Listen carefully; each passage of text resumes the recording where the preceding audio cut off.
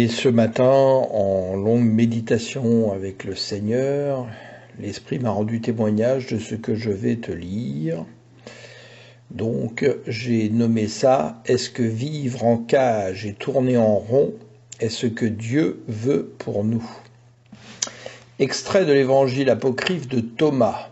Qui a dit qu'il était apocryphe? Des hommes, pour notre bien ou pour nous maintenir en cage et nous empêcher de grandir en Christ? Cette grâce offerte par notre Père abat la source.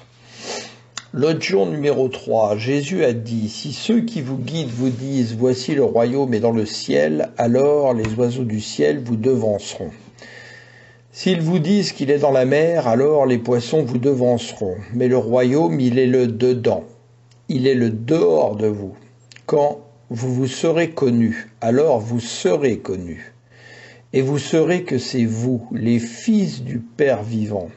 Mais s'il vous arrive de ne pas vous connaître, alors vous êtes dans la pauvreté, et c'est vous la pauvreté. Que vous dit l'Esprit quand vous lisez ceci? Rend-il témoignage à votre esprit? Dès l'âge de 8 ans, j'ai compris cela, vis-à-vis de Dieu, sans pouvoir mettre des mots dessus, sans même encore connaître Christ en tant que créature. L'autre jour numéro 5, Jésus a dit « Connais celui qui est devant ton visage, et ce qui t'est caché te sera dévoilé, car il n'y a rien de caché qui se manifestera. » Cela ne vous dit rien. Genèse 4, 6, et l'Éternel dit à Caïn « Pourquoi es-tu irrité et pourquoi ton visage est-il abattu? Certainement, si tu agis bien, tu relèveras ton visage. Et si tu agis mal, le péché se couche à la porte et ses désirs se portent vers toi. Mais toi, domine sur lui. » Tu connais la suite jusqu'au verset 11. Le Seigneur parle-t-il du visage comme dans le logion de Thomas? Pourquoi n'a-t-il pas agréé l'offrande de Caïn? Parce que sans doute que sur le visage de Caïn ne se reflétait pas l'amour et la gloire de Dieu venant de son cœur. Dieu connaît nos cœurs et sa lumière transparaît sur nos visages. Nous adorons, nous louons du bout des lèvres ou de notre cœur. Un combat de lions, point d'interrogation. Logion numéro 7, Jésus a dit « Heureux est le lion que l'homme mangera, et le lion sera homme. Et souillé est l'homme que le lion mangera, et le lion sera homme. » Cela ne vous dit rien? Apocalypse 5, 5, et l'un des vieillards me dit, ne pleure point. Voici le lion de la tribu de Juda, le rejeton de David, a vaincu pour ouvrir le livre et ses 7 sceaux. 1 Pierre 5, 8. Soyez sobre, veillez, votre adversaire, le diable, rôde comme un lion, rugissant, cherchant qui le dévorera. Résistez-lui avec une foi ferme, sachant que les mêmes souffrances sont imposées à vos frères dans le monde. Mais aussi, Jean 6.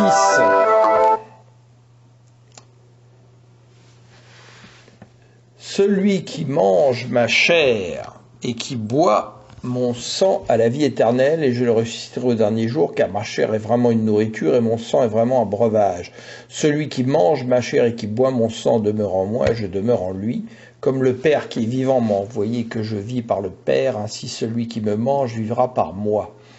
Alors, décidons-nous de manger le lion de la tribu de Juda, Christ, Jésus, Yeshua HaMashiach, pour qu'il vive en nous, ou nous nous laissons dévorer par le lion qui rôde, le diable.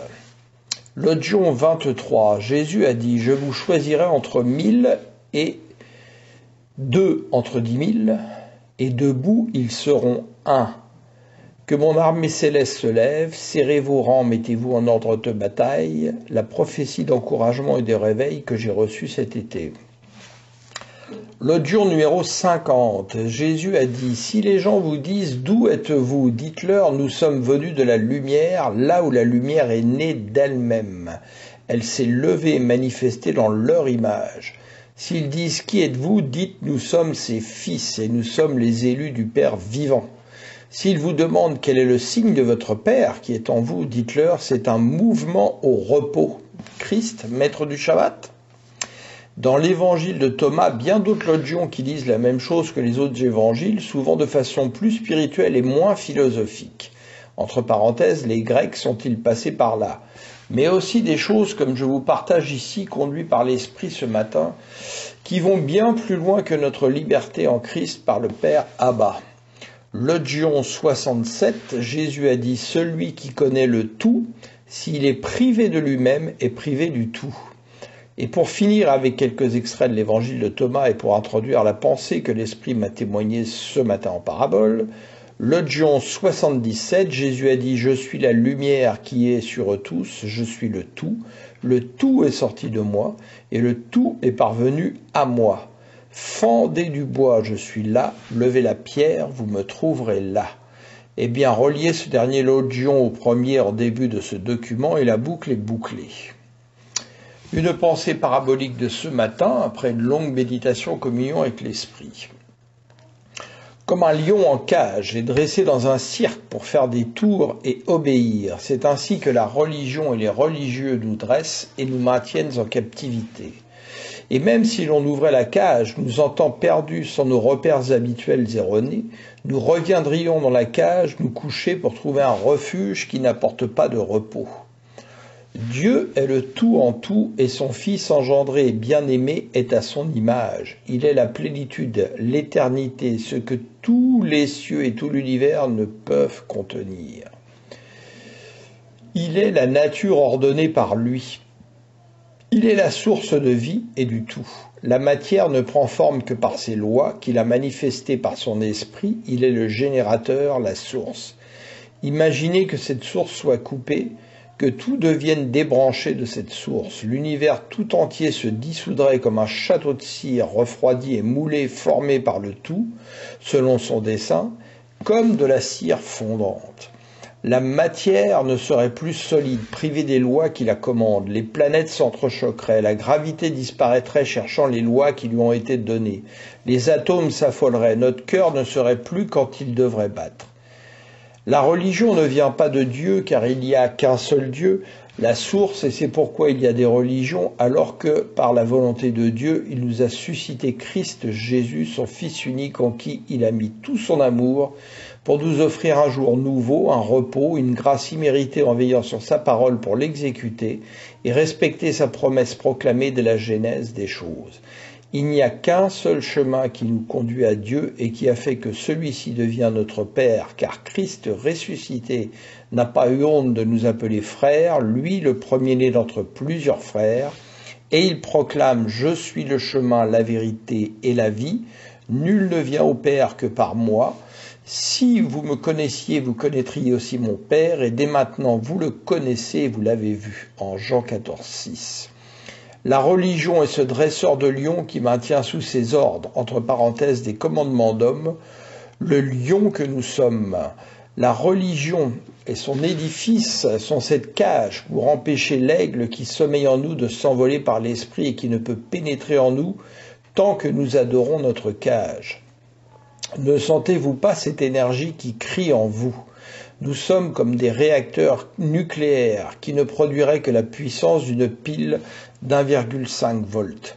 Nous n'avons pas besoin de dresseurs, mais de personnes choisies par Dieu, ordonnées de Dieu et remplies du Saint-Esprit, à qui il a donné la grâce de révélation venant de lui, comme des personnes remplies de sagesse de Dieu, pour nous apprendre à retourner d'où nous avons été capturés, et nous apprendre à vivre de nouveau dans notre milieu naturel, là où Dieu notre Père nous avait manifesté avant que nous tombions, et si rapidement, en ce 7e jour.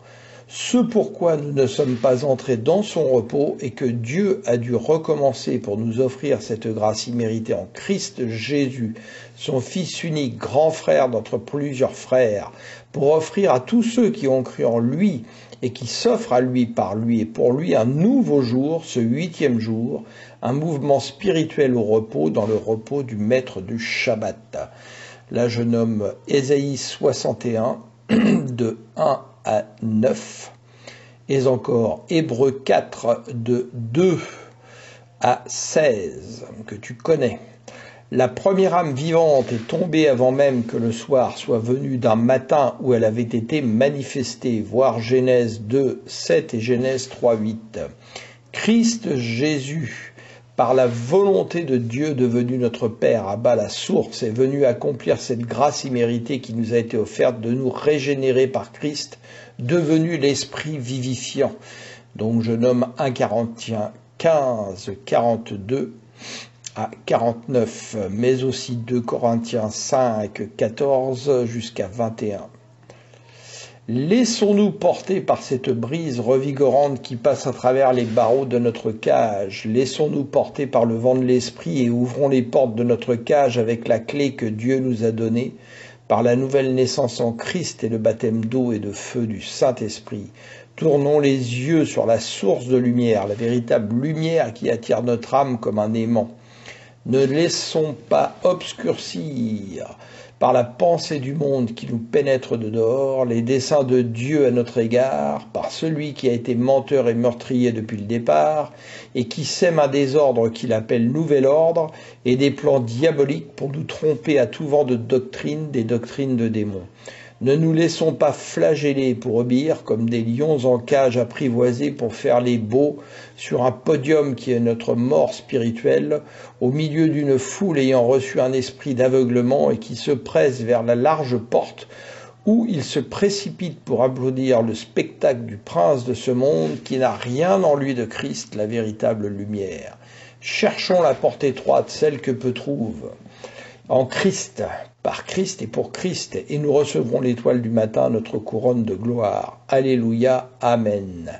Gloire à Dieu, gloire à toi Seigneur pour tout ce que tu fais dans nos vies, et merci Seigneur de nous avoir transportés dans le royaume du Fils de ton amour, de nous avoir fait passer des ténèbres à la lumière.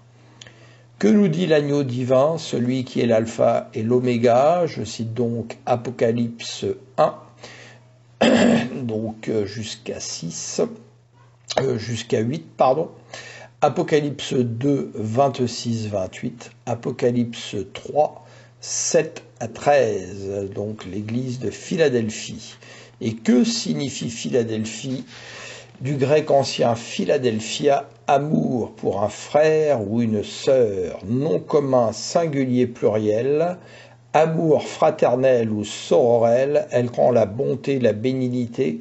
La Philadelphie, elle entraîne une parfaite sympathie, elle commande la paix et l'unité, et elle exclut la division, querelle et inimitié. Voilà. Amen.